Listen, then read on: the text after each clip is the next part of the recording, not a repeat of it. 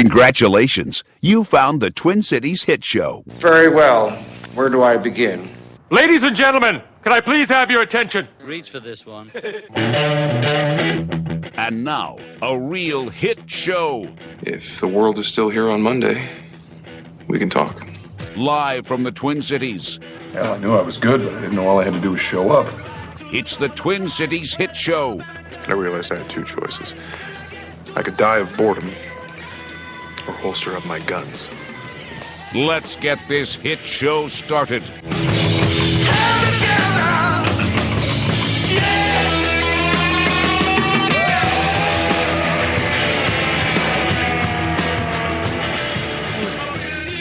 And that's pretty good for today. We can stop, right? Yeah. Oh my God, the energy level here is palpably You guys. I sound really weird. What? Do we sound all right? I think it's that you're both sick. And so you're both sick, and so you sound muffled in your head because you're just not in a good mood. I don't even hear Chuck, which I'm not saying it's a bad thing. Are we all right? Everything out of my mouth is a cough. So. Point the point. Do you not know how to do this? Point the microphone at your face. Yeah.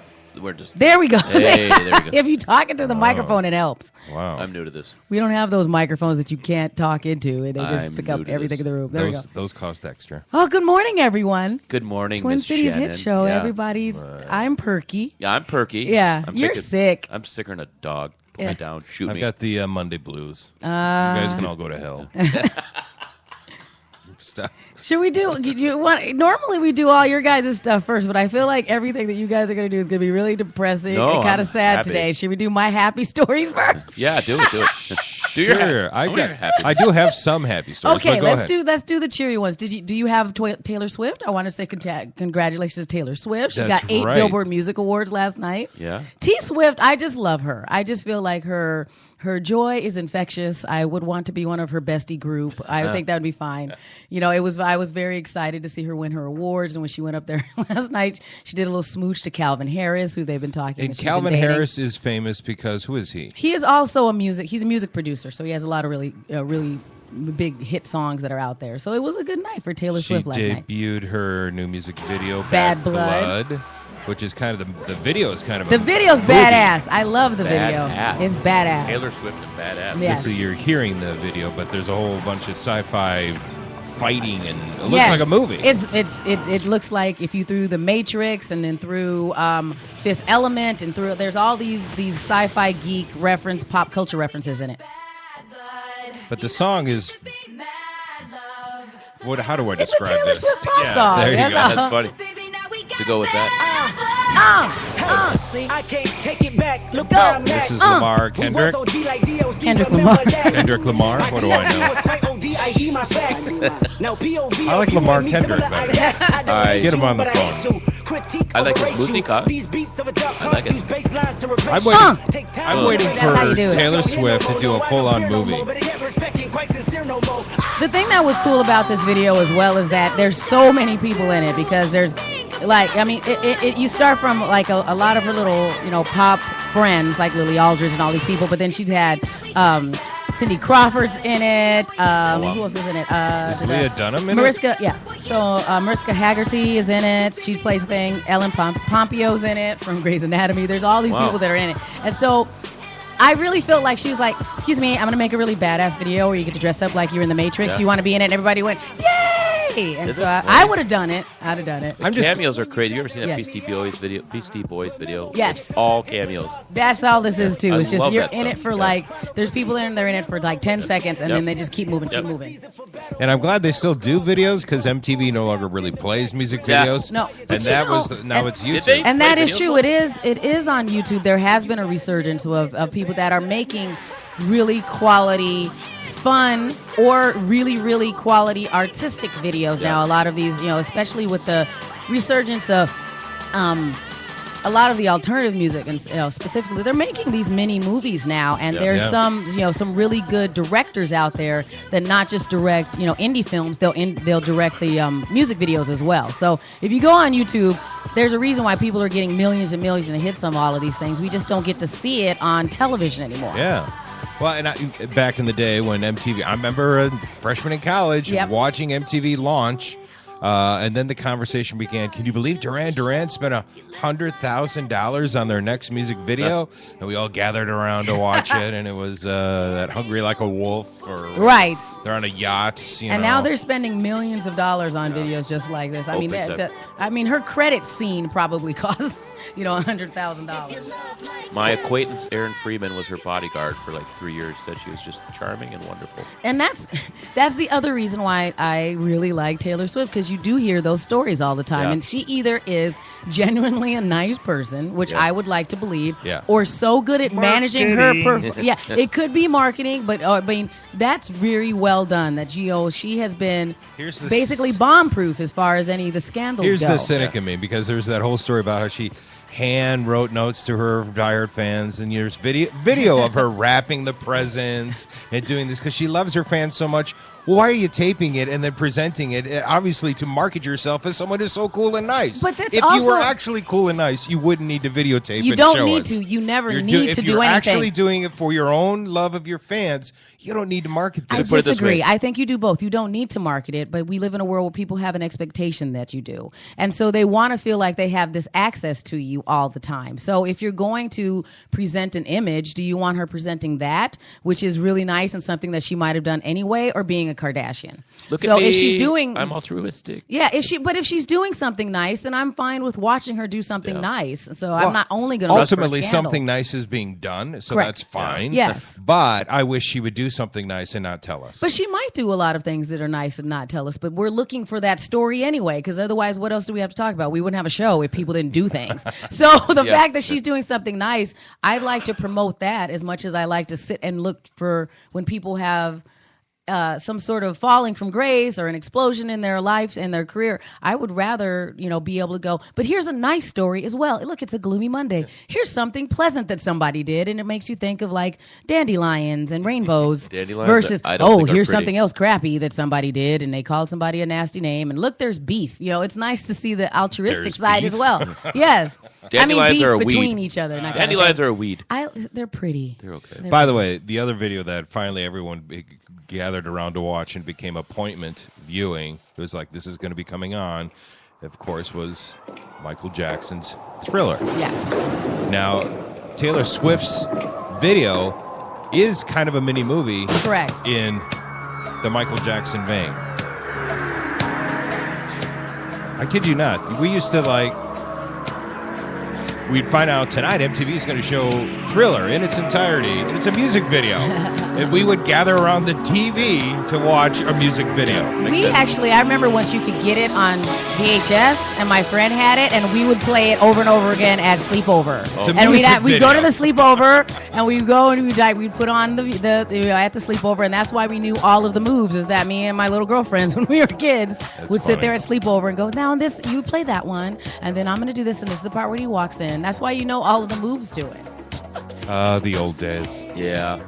Hot Sauce Committee Revisited. I'm telling you, it's a 30-minute amazing video. Love that thing. I watched over and over. But he was really good at, because what was the other one that he made that was super, super long like that? Not Dangerous. Bad. No, well, Bad was a one as well. But Martin Scorsese directed one of them. Was it really? But his music videos, not every one of them, but so many of them were that movie feel where there'd be all of this content that wasn't directly related to the song. Well, and because of the success, the uber success of Thriller, he kept trying to beat himself. Correct. Outdo himself. Yeah. Mm-hmm. And he never really could. Never really could have beat this one. Then he had to get into this weird stuff with kids. It's the All right. only way to beat Yes. himself at that point. Now, that kind of leads me to, did you see Louis C.K. on Saturday Night C.K. Live? No, but I've heard. Some people thought it was really funny. Lots of people thought it was a super, super, super awkward moment. Because Louis C.K. is a comedian, obviously. If you're familiar with him, he has always had an act that could make you feel very uncomfortable, and if you were on the sensitive side of what you think what is humorous or not, you were not going to be a fan.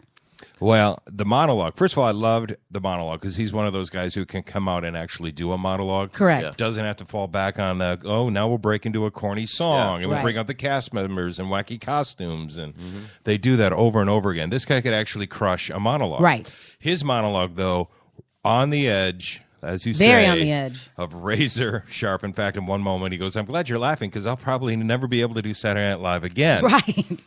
in his monologue, which he jokes about growing up in the 70s and how it was different then, he jokes about racism and child molestation. Right. And those are your subjects. Now go be funny. Oh, buddy. I think he succeeded, but here's a little bit of it. So I have mild racism. It's benign. It's not aggressive. It's not even negative racism. It's mild racism. I'll give you an example. Okay, like if I go to a pizza place I've never been to before, and it's run by 4 black women, I'll go like, See, it's very mild. It's extremely mild racism. I'll notice that. Yeah. You don't usually see that, 4 black women running a pizza place. Unless it's called 4 Black Girls Pizza or something like that. Like, that's the whole point of the place. It's mild. Here's another example of mild racism. If I say I'm in a hospital and the doctor comes in to treat me and the doctor's from China or India, I'll think, well, good. Good, more of that. Why not? It's very mild racism. Here's another example. If I'm in a gas station late at night and a young man comes in wearing a hooded sweatshirt, if he's white, I'll think, oh, he's an athlete. If he's black, unless he has a big smile on his face, then I become mildly racist, and this is what I think. I think, that's fine. Everything's fine. Nothing's gonna happen. No, of course I'm fine. Why did I even think that for a second? I was fine with that. Yeah, I was true. fine with that because I mean, and especially the way he delivered it, I'm like that. Yeah. That seemed very realistic, and it was him being honest about who he was. Yeah.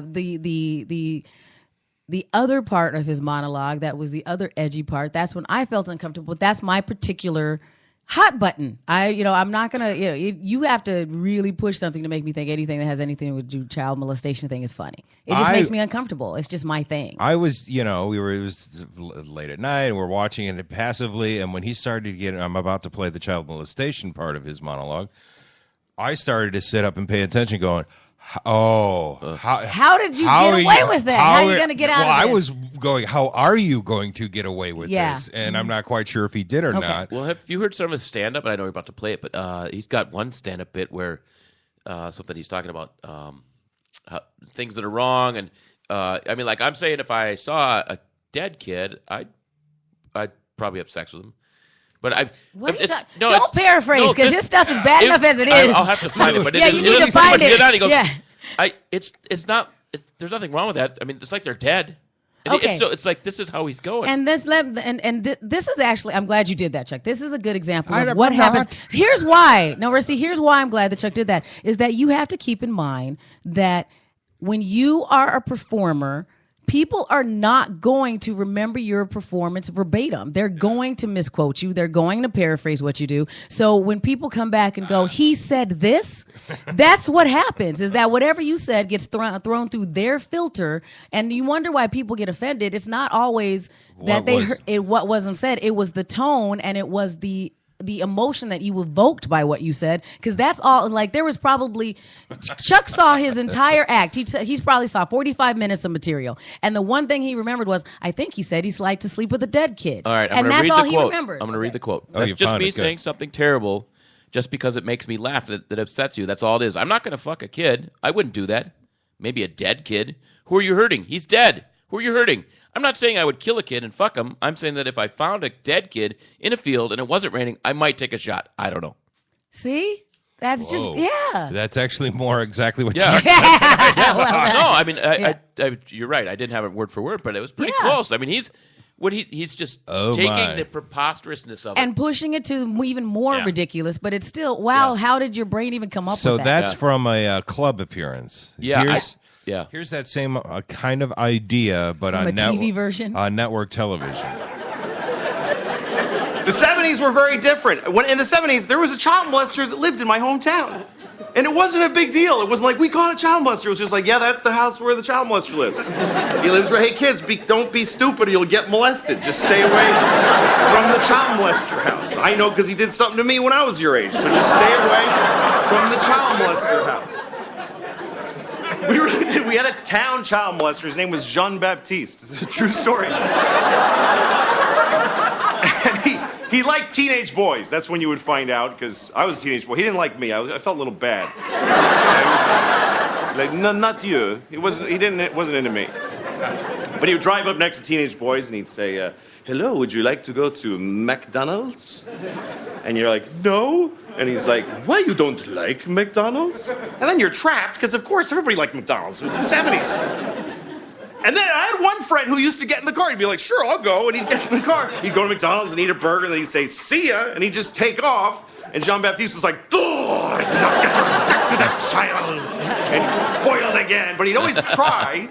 Maybe this time. Because child molesters are very tenacious people. They love molesting childs. It's crazy. It's like their favorite thing. I mean, it's so crazy because when you consider the risk in being a child molester, speaking not of even the damage you're doing, but the risk, there is no worse life available to a human than being a caught child molester. And yet they still do it, which you can only really surmise that it must be really good. I mean, from their point of view, not ours, but from their point of view, it must be amazing for them to risk so much.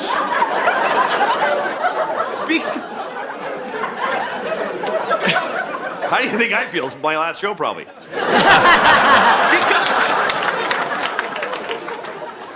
Look, I can't key into it because I love Mounds bars. I love Mounds bars. It's my favorite thing, right? But there's a limit.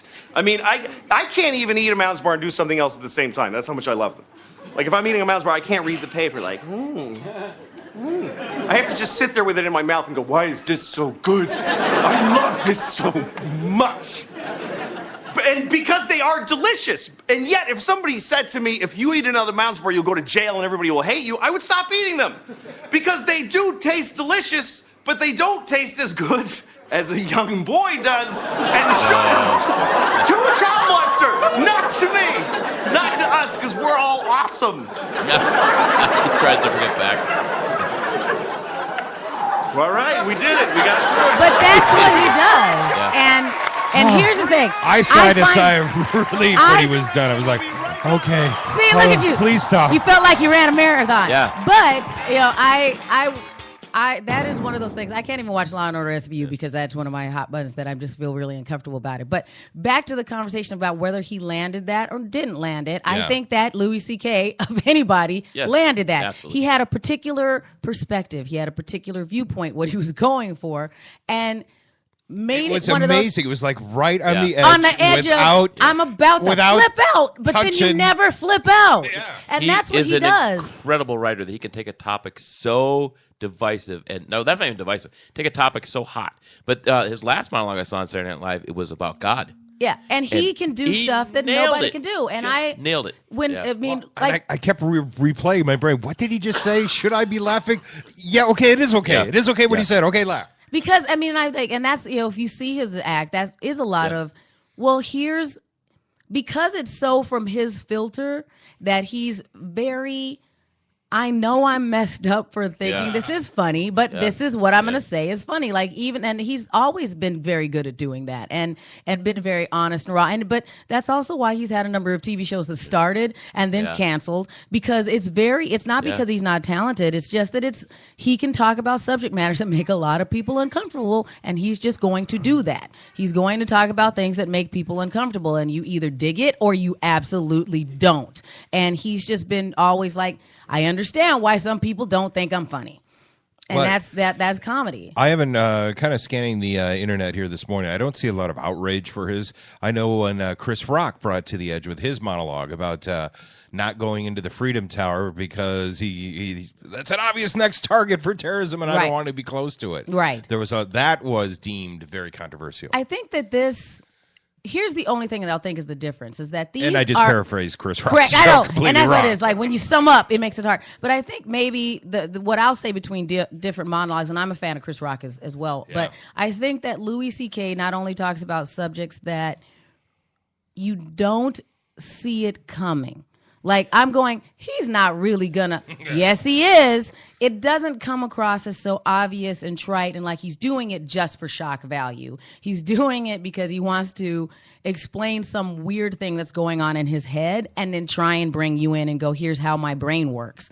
And he, and he attributes a lot of these things to him before he attributes it to everyone else. So it's, I know I messed up for thinking this way, but then he does in a way that, a lot of us go, well, I think that way through, like, and I can see myself, like, that's why when you played his first bit that was about him and all the racist things, you do have those moments where you're like, oh, okay. Because I have those moments where I think I'm mildly racist, where somebody says something, I'm like, oh, he just said that to me because he's white, kind of thing. Or, geez, everybody who pissed me off today happened to be white, so I'm in a I don't like white people mood, kind of thing. When it was just a coincidence that like 6 people pissed me off and they all happen to be white, but now I'm like, white people are stupid. It's just you can't which is a fact. White people are stupid. But all people have a tendency to be stupid, and I know that, but I still have to talk myself down. So what I liked about his racism bit that he had going is I had braced myself for something horrible, horrific, and what he said was mild. Right. He wasn't kidding. Well, he normalized the conversation. This is something that happens in every moment of every day where you're walking down the street and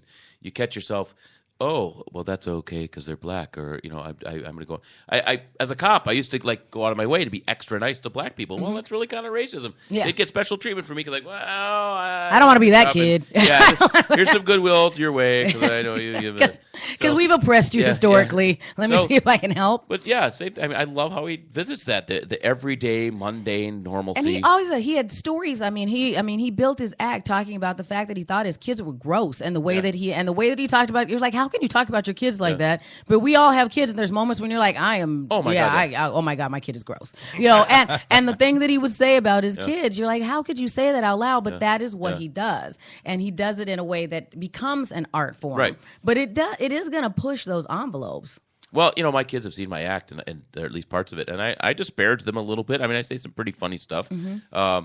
I do a bit on my daughter doing a book. She is still autistic. Mm-hmm. I do a bit where she draws a... She didn't give that up yet? No, she gave it up. Well, technically, she's improved. She's off the spectrum. They've got her... When I met her, I would not have said she has any sort of autism. She may be the first person I've heard of that was cured of autism through all of our outreach and what we did. I mean, she's just amazing. She's got some quirks. And we have these... Spankings? Yeah. What else? We have these discussions all the time. Shaking. I don't like using the word cured. I'm glad that her therapies have been, because that's what you're trying to do all the time when you have kids.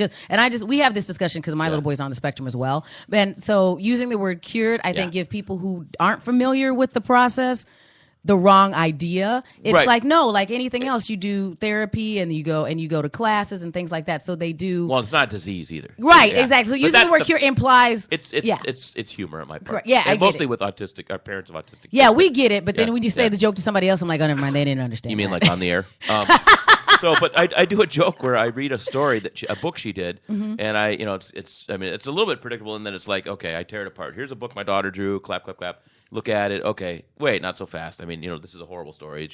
There all these typos and spelling errors and blah blah blah. And I tell her, look, I'm tired of you using me. And when I wrote it, she was 6. I'm tired of you using me at 6 years old as a crutch. Do better work. And then I told her, listen, unlike you. You've got to write for your audience, and unlike you, they might not be autistic. Do better work. And I send her back to the drawing board, and she comes out with the book, The Fountainhead by Ayn Rand. But I mean, that's probably inspired to some extent by Louis C.K. because we all know when he's making fun, he calls his kids assholes. That's his exact word. They're little assholes, and we all know that we all think our kids are assholes sometimes. Sometimes, But he loves them deep down. It's not even reasonable to think he'd be talking about this on stage. He doesn't love them, and that's where the humor lies. Right. Because there are times where we all hate our kids. I talk about my little boy. I mean, I usually try and, the stories that I take are usually, he ends up being the champion, kind of thing. Because a lot of the things the relationships that I have with Cyclone Ken are the fact that he thinks he knows stuff because he's only 7. He thinks he knows stuff and he's in running things and trying to have this little, like, why am I losing to a 7-year-old all the time? He's shorter than I am still. Why am I losing? And he ends because he thinks he knows stuff, but there's no frame of reference as to why he knows things and he's right. And so I just end up going, Fine, you're right. And as the big person, that's where I find the challenge in it. And so you do talk about these subjects. It's funny. My 13-year-old boy, he's got a busy social calendar between sports and friends and sleepovers and all that, and he'll start rattling off what he deems will be the schedule for the weekend. Right? And Jennifer, my wife, will start listening, taking notes, and I go, stop. We're not letting a 13-year-old dictate the schedule here, because now we're driving here and there and back and forth and stopping. I'm like, this is crazy. What we're going to do is listen to his ideas, and then we're going to make a real functioning human schedule. Yes, not based upon these unrealistic You want to go to Valley Fair, the mall. For you want to 20 minutes, and then come back to Ridgedale for 14 minutes, and then it's like, no. We're going to compromise. You're going to play a video game for 10 minutes and shut up. And that's how I think it is. And Louis C.K. will talk about the fact that your kids are little emotionally manipulative pains in the ass. And you go, okay, that's true. And it's just through his filter, and it's very real. And that's why I think that, you still have to do it in a way that is so through your perspective that people can still understand what you're getting at. Yeah. And it's very difficult to do. And Louis C.K. has been working on this for years. And like I said, he is in favor now. Like, there are a lot of people that can understand what he's doing now. But he's right. It might be his last show on Saturday Night Live because a lot of people were like, oh my gosh, I didn't think it was funny, and it was offensive. Because some people don't see what he's doing. Yeah, so there was people that were on Twitter that were saying his monologue was not only terrible, it was actually offensive. And there were people saying, but then there was other people that were saying, probably just said the funniest yet most offensive line in TV history. I'm stunned that NBC allowed it, is what somebody else tweeted. Yeah. And then there's other people that are going, people who think Louis C.K. was offensive on SNL really have no sense of humor and are way too easily offended.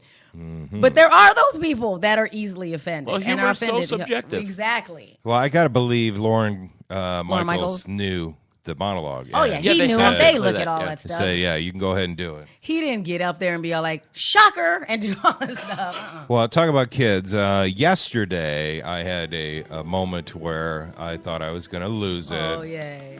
Oh, no. My oldest son graduated from the University of Minnesota yesterday afternoon with a double major. Yay. So we're watching 3,000 liberal arts students file into Mariucci. Takes a long time. Yeah, so we're out in the street, first of all, just trying to grab a picture of him. Don't see him. We finally get inside. The procession continues, and it literally takes about 20 minutes for people to file in. My little sister graduated from there as well. It took forever. It's amazing. So I don't see him. I text them. I go, are you here? We were looking for you. Speeches began. The keynote speaker, his name is Santini Frontana. He was the voice of a prince in Frozen. He was the lead who became the villain prince. He's a U of M graduate. His first gig was at the Guthrie, blah, blah. He's a Tony Award winner. He's doing his keynote speech. We see, because we sat down near the front to get a... Here comes Connor. He's about 45 minutes late to his own graduation. Wow. What was he doing? New haircut, looking good. Comes a sheepish smile. Ends up going all the way to the back because that's the only spot open now. I text him. I go, welcome. He goes, yeah, right. I know. That's my boy. That's so funny. He knows his priorities. He overslept. He was out with his lacrosse team celebrating the captain graduating. Oh, can you imagine they waking up? Him. Like that scene in Stripes. Oh, God. Wake up. He's like, as long as I get the piece of paper, I'm going to... Yeah. That's all right. I don't need there for the ceremony. Not important. He made it. We got the photos. We got the pictures. But yesterday, evidently, there was a lot of graduations. And here's a little montage of just snippets of keynote addresses. It got me to think and listen to this guy. His speech was actually pretty good. And one of the reasons it was good is because he's a Broadway actor. So he was able to deliver and enunciate. He was emoting very well, and he was funny. But here's some speeches, and they include, starts off with Maya Rudolph, vice president's there, the head of Apple, what's his name, Steve Cook or something, a whole bunch of famous people doing keynote addresses. All these beautiful faces and iPhones. If you don't have an iPhone, please pass it to the center aisle. It's the head of Apple. Apple has a world-class recycling program.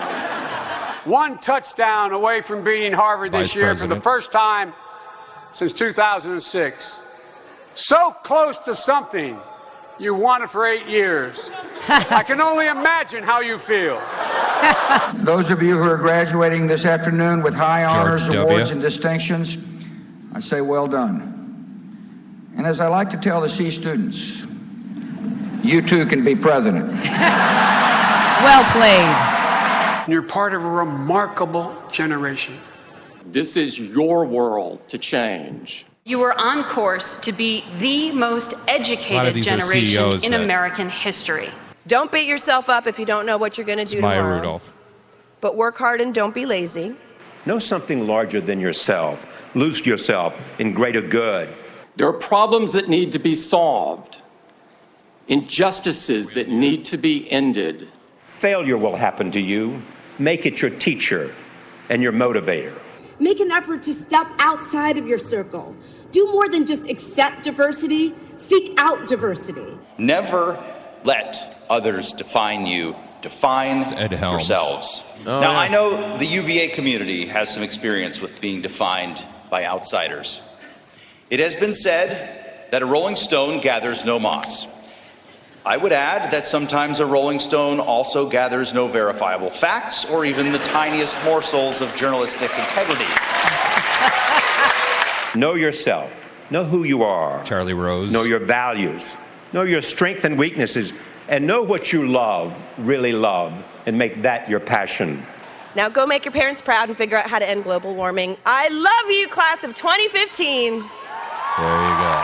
It'd be hard to be a keynote speaker because you want to be entertaining and what can you say? You want to be motivational, say something that'll stick with them, and yourself. then now you know. But talk about child molestation. They'll be memorable. But then you also have to keep in mind you want to be all great and make all the be memorable for the kids. But Rusty, now you know from example that your son didn't care. Wasn't that could have been the best speech ever. He wasn't like he missed half of it. Right. He wasn't even interested. He's like, when do I walk? Let my parents take a picture and I'm out of here. Yeah, exactly. Was he wearing shorts under that robe too? No, he looked like he cleaned up under the robe.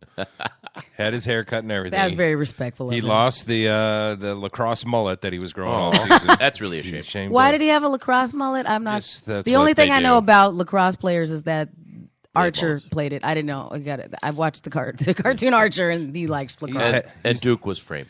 Remember that? They were actually. They were. Okay. No, he's had a bit since high school where he grows a mullet during the season, so that by the end of the season, it's a full-on party on. Business in front, party in the back, but then he shaves it. Fantastic. All right, we got to take a break, and hey, the music on this break, Milky Chance. Milky Way's a snack. We're gonna find out how Milky Chance, Miss Shannon, and my wife all came together last week. We'll talk about it after the break. The Twin Cities Hit Show. We'll be right back.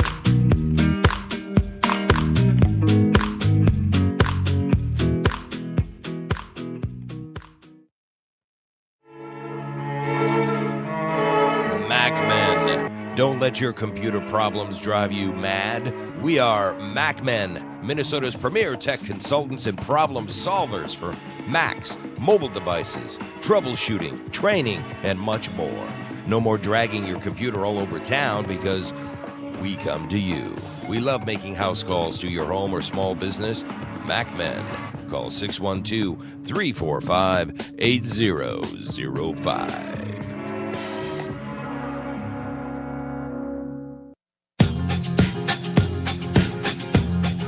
The Alive and Social Network is alive and growing. From the best in sports, music, movies, and beer, Alive and Social is what all the cool kids click on. Featuring characters like radio rebel Jeff Dubay, Star Tribune pundit Jim Suhan, Unfiltered, and television veteran and handsome man Rusty Gatenby. You can also taste the Minnesota Pubcast with Jason and Molly. Join the band with live band karaoke night from legendary O'Gara's in St. Paul and the live music showcase from Shamrocks. Yes, Alive and Social Network does indeed rock and roll. The Jeff DeBay Show, Jim Suhan Unfiltered, the Rusty Gatenby Review, the Minnesota Pubcast with Jason and Molly, live band karaoke, and Shamrock's live music showcase. Join the fun. Be alive and social with the Alive and Social Network.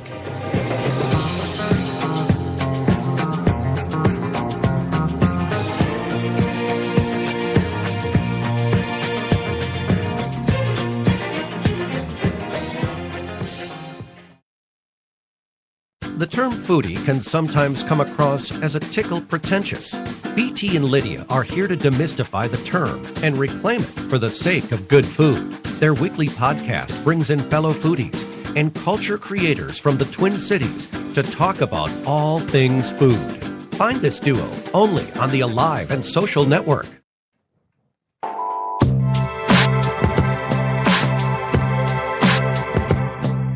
You're listening to the Twin Cities Hit Show. Say it fast 3 times. We just dare you. Time's gone inside out. Time gets to start again. And the tweets keep coming in from fans. Oh, they do. We have a first-time listener who tweeted the show. First-time listener, first-time tweeter, Angela Breckenridge. She's so sweet. Yeah. At Chuckle-de-Dum, at Cities Hit Show, at R-Gate and B, and Miss Shannon. Hey, guys, first-time listening. Sounds great. Miss you at Chuckle-de-Dum and Miss Shannon. Except you sound like shit, Chuck. I do. I'm going to He urgent care. normally sounds much better. Yeah, you can tell that you're not feeling Are you going to urgent care? I'm going to urgent care immediately after this podcast. What do you think they're going to do for you? Shoot me, I hope. Put me down. That seems a bit aggressive, but... So you got head, chest. I think I have bronchitis. It still hurts when you pee, too, right? Yeah, well, that's been going on for years. Wow. That's not good. Yeah. So my wife invaded your radio studios. Yes, I gave her Was a that little... on Friday or Thursday? When was Thursday, we went. She came by Go 96.3, and I gave her a little tour. Those are cool Wait, studios, was it? by the way. No, it was Friday. It was Friday. Oh, my time is just blending together. Yeah. But I was glad that that she hit me up because she messaged me. She's like, "Hey, I'm in your building." I'm like, "Oh, good. Yes, I'm looking at the phone. Come down." So we had a good time. And I forgot that you guys spoke last time. Like, I want to come get a tour. And you were like, "Yeah, come on over." Yeah, and I meant it. And so I'm glad that she mentioned it. And so she came down with one of her coworkers, and I gave him a tour of the building and showed her the studios. Because you're all right. We're very fortunate that we have very nice studios compared to a lot of places that I've worked. Not compared to this place. Sci-fi and fancy. We have a second studio downstairs. We're expanding. There's a new studio downstairs. Is there? Well, I saw a board downstairs. Yeah, I'm going to steal that board. Oh, please don't steal things. We just I can't. need We a have. board. This is why we can't have anything nice. But Jennifer, this is why we can't, because Chuck will when steal Jennifer she saw the Well, milk, 'cause she we're- saw the Milk Duds. Who are they? Well, no, because here's the thing: is that Milky Chance, a great band, the nice German kids. She said were he gonna had be- nice hair. Yes, they had super nice hair. They were performing at Mill City Nights on Friday, and it was a sold-out show. So they stopped by Go 96.3 first and did a little private performance for some listeners and the staff. And Jennifer came by just before, and I'm like, well, if you stick around for another 10 minutes, we're going to do this performance. And then she had to leave. I felt really bad. Yeah, she had to go back to work. No, she said she liked the Milky Way, the Milk Duds, the milk curtains. What are Milky Chance. Milky Chance. Milky Chance. I'm hungry for Milky Way. They have this song. They also have another one called Flash Junk Mine that's very popular right now. And they're selling out all over the place. The thing is that whenever, you know how this goes, Rusty, people come by and you're like, oh, are they going to be nice or are they going to be jerks? They were super nice. And they were. Oh, that's good. They did a great live performance. They sounded awesome. They were super nice to all their fans and were signing things and took a lot of pictures there. And I liked about them too is that a lot of these bands come down there and it's just so in fashion right now to look all moody and like, I call it Terminator. Like, you know how when Arnold Schwarzenegger would just not smile and just stare at you? I feel like that's what they do in your photo. They just look like, I don't really want to be here. They didn't. They were like smiley and happy in all the photos. They had giant hair. They were great guys. Where are they from? Germany. Yeah, I was going to say, they seem European. Yes. The Germans are angry people. These were not angry kids at all. They were really nice guys. And I shouldn't call them kids. They're all like 20-something. They're old. They're grown. I act like they're like, a boy band, and they're not. So... Well, speaking of German, did you see Pitch Perfect 2? It's the #1 movie at the box. I did not see went that. on Friday, but Did you? I It's actually funny. What did it make, like It's actually 30? funny. Well, I presumed it was 70. funny. 70 million? Yeah, it beat Mad Max, beat which Mad people Max. were wondering if it was going to beat Mad Max because Mad Max got amazing reviews. It is. Mad Max is the better film. Oh, two completely different films. But so you're saying it's a better movie, but Pitch Perfect, I think that's, it's a good, you need whimsy in your life and humor, so it's nice to see a comedy. Fun comedy do well. It's like a more sassy Glee. And I used to like Glee in the first couple of seasons. I did too. And then it became repetitive. Yeah. But so much funnier than that Hot Pursuit movie that came out with Reese Witherspoon and Sofia Vergara. I never saw that. That came out 2 weeks ago, and it's awful. Awful. It was bad. But this was a good movie weekend. It's a good movie. So, but if you go by, was it Pitch Perfect? is already going to make back the money. It already made back the money that they spent on it, right? Pretty close, yeah. So that did really well. Mad Max, on the other hand, needs to have 2 more good weekends to even start to break even. Listen to you. You're right, yeah. Yeah, it's not making enough money yet. Pitch Perfect made $70 million at the box office. Yowza. This is music from Pitch Perfect. Oh, I thought this was Mad Pitch Max. Perfect 2. Yeah, no, this is Mad. You have your. They were mixed up. This is Mad Max. Mad Max, with a budget of $150 million, made $44 Right. million. See, it needs to come back in. However, and it only made 44, but then Avengers: Age of Ultron came in at 38 again. Yes. Yeah, so for it's still cranking in a lot of money. So Saw that Mad one Max, this weekend. Mad Max needs to make some money to get to. I think rebound. Mad Max will be fine. It's got strong word of mouth, and I think it'll be a cult film forever and ever and ever. It's going to have a good shelf life. Mm-hmm. I don't think it'll go away. Pitch Perfect did well enough. They were hoping it was going to do well, but since it did better than expected, I know they already had Pitch Perfect 3 on deck. Oh, really? They're getting ready for that, and Anna Kendrick's already on board for that. So that hopefully will come out soon. But that's good to know that you can have something that's fun and not that you can enjoy that too. Are you guys familiar with the German guy named Flula? No, who's Flula? Flula. Nine. He's a YouTube sensation. He's a German DJ, and he plays this German villain singer. They're the superstar a cappella group that's going to beat our heroes in the world competition. And he's an over-the-top cliched villain. Well, one of the bits that he would do on YouTube, Flula, he's a big, beefy guy. He's very funny. He has a thing, and I played this on our Rusty Game review. I'm going to play it again, where he's like, he's confused by the English language. So he's talking to camera and then talking about Jennifer. Here's what he had to say. I work some hours in an office, and the groups of people, they're talking, and one say about Jennifer, eine Kollegin, colleague. Oh, I tell you, Jennifer, she is really a party pooper. Really? Jennifer poops at parties? So she poops at parties, so and people know this? I poop at parties. But people don't know because I close the door. Anyway, so you get the idea. It's a very Borat type thing. But here's the deal: he became a big YouTube sensation, and now he's crossed over to Hollywood, and that's starting to happen now. People are hit on the internet are starting to get movie deals. Is that why we're doing this podcast? Exactly. Yeah. Exactly why we are doing this podcast. I want to be in the next Mad Max. I want to be in the next Pitch Perfect. Singing like that? Oh, gosh. You can be in the next movie with Reese Witherspoon and Sofia Vergara. There you can go. be that. You can be in that. Yoko Ono. So I wanted to talk to our cop buddy about the biker shooting that happened over the weekend. Happened yesterday. I'm sorry. Do we have biker problems in Minnesota? Yeah, we do a little bit. We've got some Outcasts and some Angels, but I think the Outcasts are the bigger group. That's the name of the band. I mean, the band. That's the name of the gang. I was like, the Hell's Outcasts. Hey, yeah. They're kind of East Side, St. Paul gang. I'm not going to clown biker groups, though. That doesn't sound like a wise life choice for me. For folks who didn't hear, this is a report from CBS about the biker shooting that happened yesterday. At last count, there was 9 dead, 18 wounded. Nearly 100 Good morning. in jail. More than 200 bikers from 5 different gangs gathered at this restaurant. It was part recruiting event, part turf war. But police say they were ready and responded within seconds. Investigators have been combing through the parking lot of this Twin Peaks restaurant in Waco, Texas, where dozens of motorcycles and multiple dead riders marked the scene of Sunday's violent shootout. This scene is probably one of the most horrific scenes I've seen in my 34 years of law enforcement. I just got a call from passerby. They were going by Twin Peaks, thought they heard a gunshot, looked over and saw a lot of people running. Police say the rumble erupted over a parking issue, starting with fists and feet inside and quickly escalating to the parking lot with chains, clubs, knives, and firearms. SWAT teams fired back, ending the brawl within seconds. I crawled back towards the freezers with a lot of the waitresses and some other people who were there. It was really, really scary. We didn't know if somebody was going to come back. At least 100 bikers were detained, and on surrounding freeways, police pursued other riders for questioning.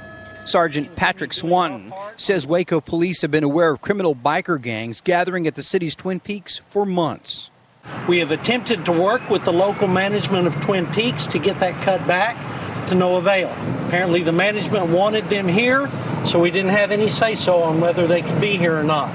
On Facebook, an operating partner for the Twin Peaks Waco franchise wrote, "Our management team has had ongoing and positive communications with the police." Sergeant Swanton rejected the comment. I'll tell you, that statement is absolute fabrication. That is not true. No bystanders or law enforcement officers were injured in this shootout. The gangs that gathered here are some of the most dangerous in the world. And overnight we learned that some officers' lives had been threatened by motorcycle gang members. But police here say they are well prepared.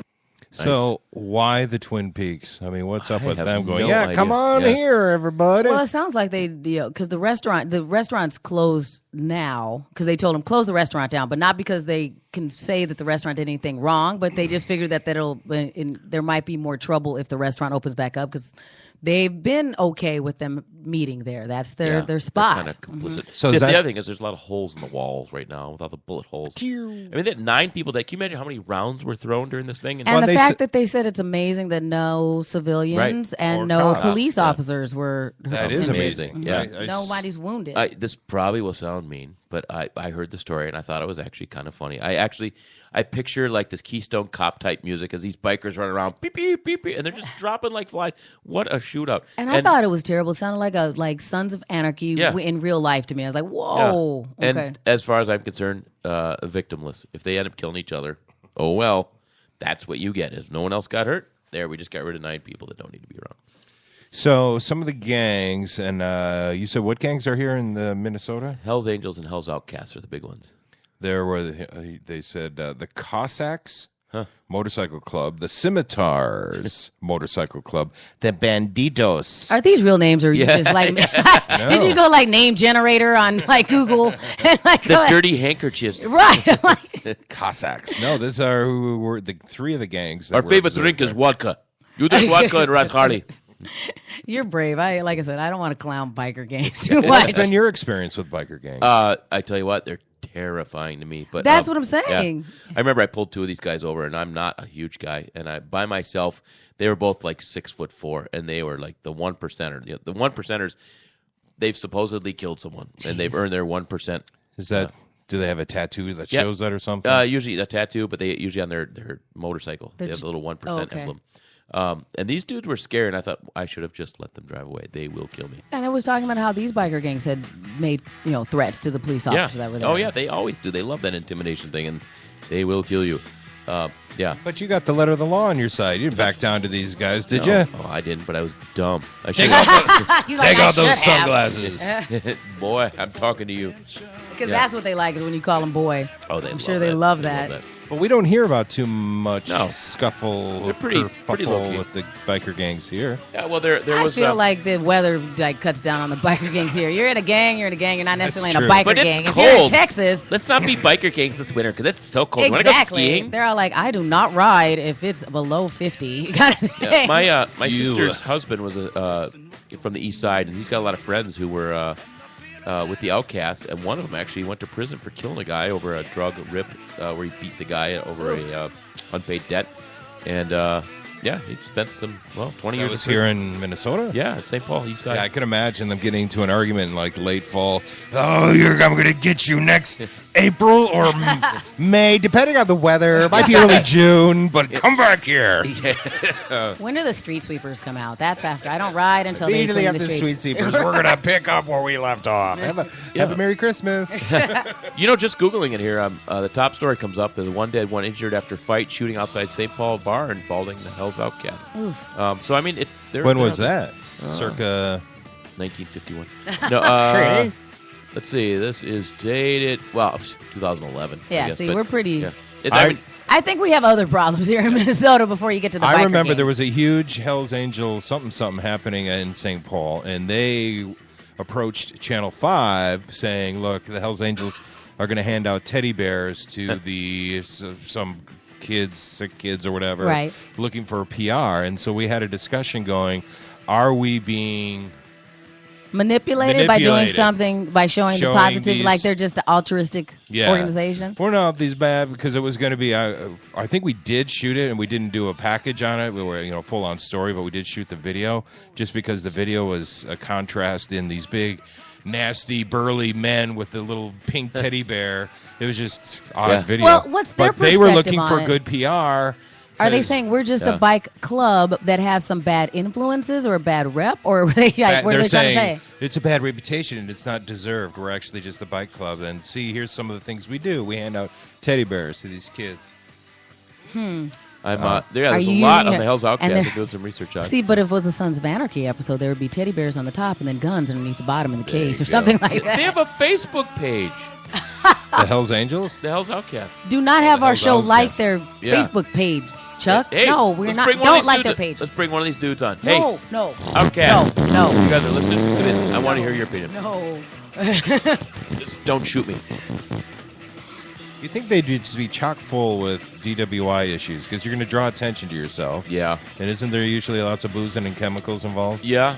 Meth was a big thing with the biker gangs back in the late 80s, early 90s. But then now we've learned from Chuck that maybe they don't want to get pulled over. It doesn't seem like the safest stop, kind of thing. If you're scared about pulling me over in my Focus, I'm sure you don't want to walk up on an Outcast, on his bike and go and see how this is going to go down. Yeah. It was funny a couple of years back on one of my father-son fishing trips where I'm the son, but my dad and his high school buddy has a son my age. So the two sons drive up together and the two dads drive up together. And we're at this just shy of St. Cloud at this it's not a chain, but it was kind of like, what do I want to say? It was kind of like sports bar, like a Champs wannabe, but it wasn't Champs. The local version of the locals version, yeah. So we get there noon, 1 o'clock, fully staffed, whole bunch of people, but we're like the only people in here, and so I'm like, we order a burger and a soda pop, and we're like, why you guys have so many people working? And he goes, oh, just wait. I go, what do you mean? He goes, hear that? And I listen, and it's a whole huge rumble. They had a biker club, but this is not a biker gang, just a bunch of people who actually are like lawyers and dentists and whatever. They do a route, and they call ahead to places and go, look, we're going to have lunch at your establishment. There's going to be 300 of us. So staff accordingly. Yeah. So in that window, because they eat and go, and in this case, I saw some of these lawyers and dentists slamming shots and going. It's just 1 hour of craziness, and then they're gone. Wow. So they're very efficient when they come in. A blitz, they eat up, guys. We have to get going. I have an appointment at 4. I like that they're efficient. I like that. Lawyers. There's some cop biker groups out there. I wanted a motorcycle back in the day, and was like, had one of my girlfriends and I were going to go take the classes and bought our helmets and we're all ready to get it. And then she had a bad breakup with her girlfriend at the time and went out and got a bike without me. So I just never went and got a motorcycle after that, because then it was just, I was at that time that I could have gotten a motorcycle because I was single and just playing football, but then right after that, then I got in a relationship, and then we found out we were having a baby. So there's no point. So now I am actively trying to get my male friends who ride motorcycles to get them, so that I can just go for a ride, because I don't need my own. I'm just like, go get I will chip in even, kind of thing. I will pay for gas money if you will take me on a ride, because why am I going to buy one? I rode for 25 years until my tragic motorcycle crash. You put those pictures up again this weekend. I know, people were flipping out on Facebook. I put up a pretty graphic picture of me in the hospital. That he just put the tag, gross. It was gross. There was you did that over the weekend? Yeah. He reposted the picture. Yeah, someone posted as inappropriate and graphic violence without telling me and tried to have the picture removed. No. Like, really, but that's your life. Story. Right, that's rude. Yeah. Rude. So I posted the pictures on my personal page with the wrecked motorcycle and my wrecked body. This sounds like a propeller. Is this supposed to be a motorcycle? That is like a scooter. This is 12 hours of Harley Davidson sound effects. It sounds like me this weekend with the flu parts. Who wants 12 hours of Harley sound effects? I don't know. I used to have 12 hours of Harley sound effects. I get off that motorcycle after a long weekend, and thank God I don't have to hear it again.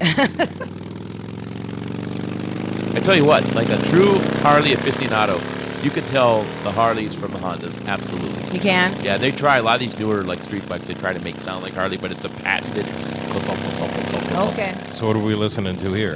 That's a Harley. That's absolutely Harley. Okay, Rusty, you really need to stop that. All right. You seem to find that really soothing, though. I feel I get that. I feel like I hurt your heart a little bit by going. Kim, There's only 11 hours and 50 minutes left. I'm not even to the good stuff yet. It hits a crescendo right around hour 4. It hits. Well, that's where the crash is. There's like a pause. You hear ambulances and sirens and stuff. So we don't have to worry about biker gangs so much here in Minnesota. Yeah, just, the key is if you're going to do risky behavior, do it in the winter. You're totally safe. They drive Volkswagens. They don't have snowmobile gangs, do they? Oh, they're rough. Yeah, the Polaris boys. They move so quick in the big snowmobile suits. You got to think, swish, swish, swish when they come up on you. You know what we haven't heard in a while? We haven't... let me stop the Harley sound. We haven't heard Chuck's theme song in a while. You got some funny... Yeah, I do. I have a lot. Funny police blotter stuff. Whoever named these arrested people should also be arrested. Okay. Oh. Usually when someone is taken into custody, we focus on their alleged crime. But for the people Jimmy Kimmel lists in the video above, which I will post on our page, of course, something else is catching our attention. Their names. Have you heard of Cherry's Waffles Tennis? This is not a to-do list, but the name of an actual person arrested for an actual crime. His name is Cherry Waffles? Yes, Cherry Waffles Tennis. This is what happens when you use Mad Libs to name your baby, folks, says Jimmy Kimmel, pretty much. So I don't know what... hold on. Why is it not loading right? Yeah, I want to hear some of these. Yesterday at the graduation, when you go up, you hand the person your card with your name. With your name on it. So Reed, my 13-year-old, was with me, and they're like, we should have Connor just write down a joke name to have the guy read. So my 13-year-old goes, yeah, Hugh, last name Janus. Hugh Janus. That's cruel. I worked with a guy at Target, and they called his name all the time, and I swear, the irony was lost on me at the time. His name was Mike Hunt. Mike Hunt. Yep, he was a lead cashier dude. They'd always call him. Yeah. We did that when we worked at Rolling Green Country Club, and then that was just one of the ones you would just say. We'd have them. Could you, Paige? We think he's out by the swimming pool. Mike, last name Hunt. Yep, I know. Can you see if you've? Is this a joke? Has anyone seen my cunt? Has anyone seen my cunt? They're like, I see what you did there. Mike Hunt. See how that worked for you. Mike Hunt to the front. We had a cop go to a party, and this was a legendary story. But he goes up to one of the kids at the party. and He goes, "All right, son, what's your name?" Peter Fitzentight. And he literally, okay, Fitzentight, how do you spell that? Okay, Peter, what's your middle name, date of birth? And he runs the guy on the radio, and of course all the cops are laughing like, okay, last of Fitzentight, Frank, Ida, Tom, Zebra, Edward, Nora, Henry. First of Peter, middle of Francis. Blah, blah, blah. And they come back like, that's not on file. He looks at the kid, he goes, is that really your name?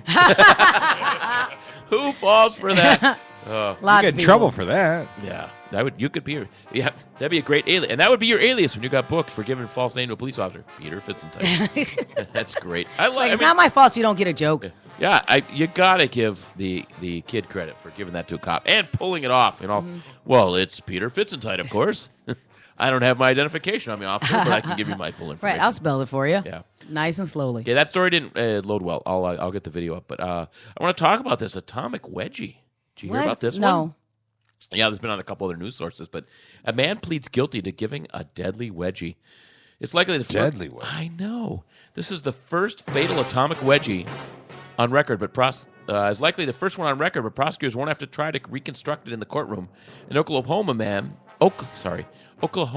has pleaded guilty to first-degree manslaughter in the death of his stepfather, who was found dead with his underwear pulled over his head with the elastic band cutting off his hair.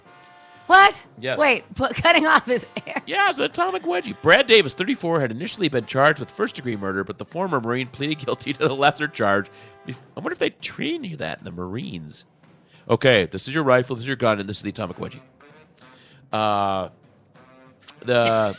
He pleaded guilty to the lesser charge before trial could begin, saying he killed 58-year-old Denver Lee St. Clair in the heat of passion while defending myself in a fight that got out of hand and went too far. Yeah, I can't imagine the choreography on that fight. Yeah, well, police say both men have been drinking on the night of December 21st, 2013. The fight ensued. Well, there you go. So he did. Okay, we need to back up. Read this. So did he? So the waistband ended up around the guy's neck. It's like what kind of terrible underwear does he have? So it had to go over his forehead, under his chin. That only happens in cartoons. You can't really. How strong is this ex-Marine that he managed to actually get that to occur? I think in the heat of anger, you could give a really good wedgie. Yes, but the physics doesn't make sense to me. No. Well, I need to not fact check this too much. Davis knocked out his stepfather before the killer wedgie and took photos both before and after. Davis Lawrence says his client never intended to kill St. Clair and described the wedgie as a horrible thing, even before he knew it had been fatal. Davis was just tired of taking. He'd been bullied all his life by this guy. Oh, jeez. So he was held without bond after the killer atomic wedgie. Art. Sometimes life imitates art. That's what it is. Yes. Oh, boy. Oh, boy. I could use an atomic wedgie right now. I think that's my ambulance out front. I called one. Oh, is that it? Yeah, I think we've killed another Monday. I might be dead by tomorrow anyway. Oh my gosh! No, just go and get some. Carry the show on in my honor and legacy. If you you sit way on the other side of the room than I do, but for real, go to urgent care. And if you have something that's contagious, do not come into work tomorrow. Yeah. Just text everybody. Don't even call me. Just text me. I'm contagious. I need to take antibiotics for a certain amount of time. Don't bring it in here. I'm dead. Don't come in. This is my corporeal spirit is now contacting you. Say. Please run the podcast. Don't tell Louis C.K. where my body is. Just saying. Well played. So horrible. All right. Well, tomorrow will be Tuesday then. Yes. Yeah, literally. And we'll start afresh. Everybody much perkier tomorrow. All right, we'll try. Yes. We might be learning about some home mortgages tomorrow. So nice. You never know. All right. Have a good Monday, and we'll see you all tomorrow on the Twin Cities Hit Show. Bye. We don't talk about it, dance on, do the boogie all night long.